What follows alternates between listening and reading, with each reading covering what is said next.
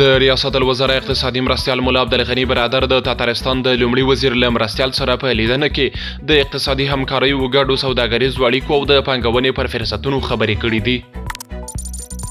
د ارشاد حج او اوقاف وزارت مسؤلینو د خپل یو کلنو لاسته راوړنو پروګرام ته ویلي چې د سږ کال د حج مراسمو لپاره له هر حاجي څخه 2,72,090 افغانۍ راټولې شوې وې چې اضافه شوې 3,914 افغانۍ به بیرته ورکړل شي.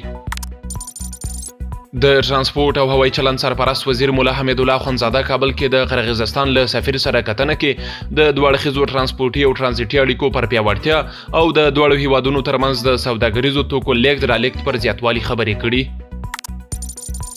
د پروان امنیتي مسؤلین وایي د دغه ولایت په سرخي پارسا ولسوالۍ کې د وسلو مهماتو یوه لویه زیرمه کشف کړې او ګڼ شمېر سپکې او درنې وسلې ترې ترلاسه کړي دي.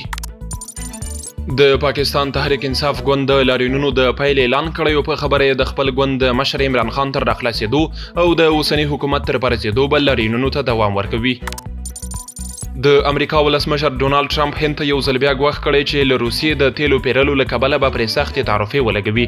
د هند حکومت بیا ټرمپ ته په غبرګون کې ویلي چې د واشنګټن له لوري دا کار غیر عادلانه دی او زیاتوي چې د خپلو ګټو ساتنه به وکړي. او وروستی خبر دا چې د فلسطین روغتیایي چارواکي وایي غزه کې په تیرو 24 ساعتونو کې د اشغالګر رژیم په ځمکنیو او هوایي بریدونو کې 80 تنه شهیدان او 640 تنه نور ټپیان شوي دي.